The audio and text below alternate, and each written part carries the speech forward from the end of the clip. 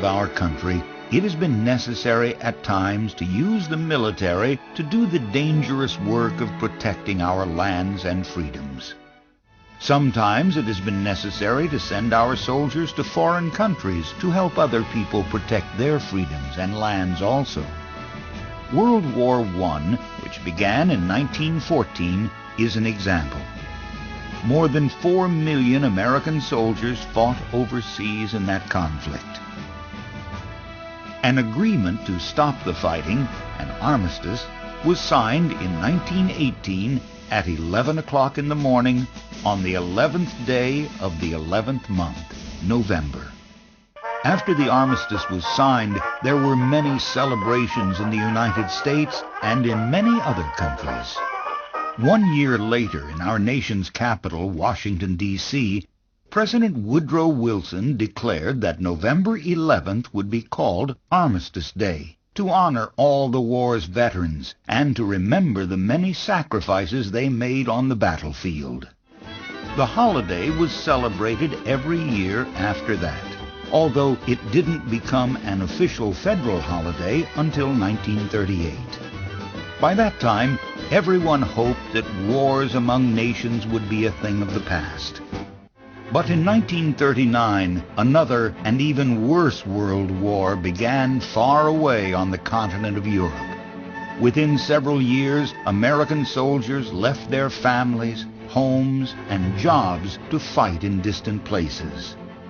The men and women who fought for the United States in World War II made many sacrifices so that we Americans could live in freedom and safety in our homes and communities.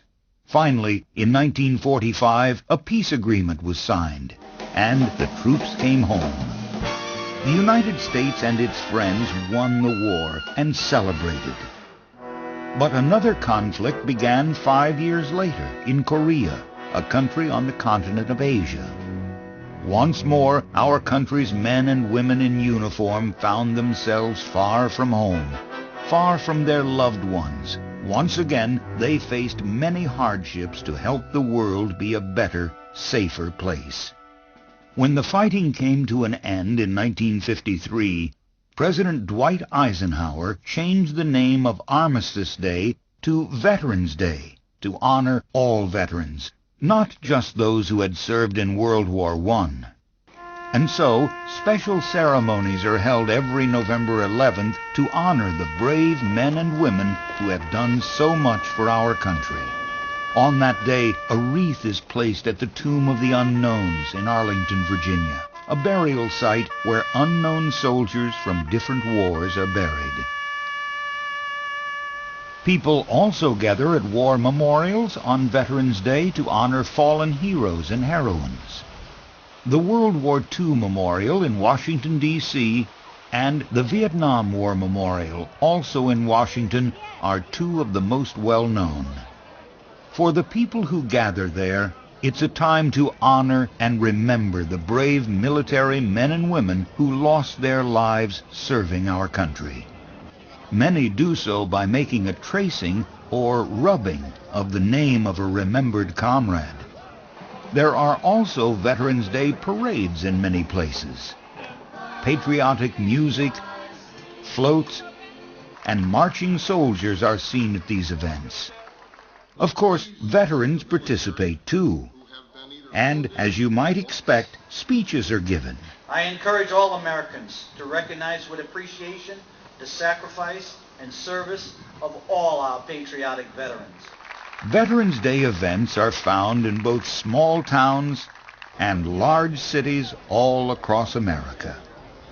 At almost all of them, veterans have an opportunity to meet old comrades, greet each other, and to talk about their experiences when they were members of the military.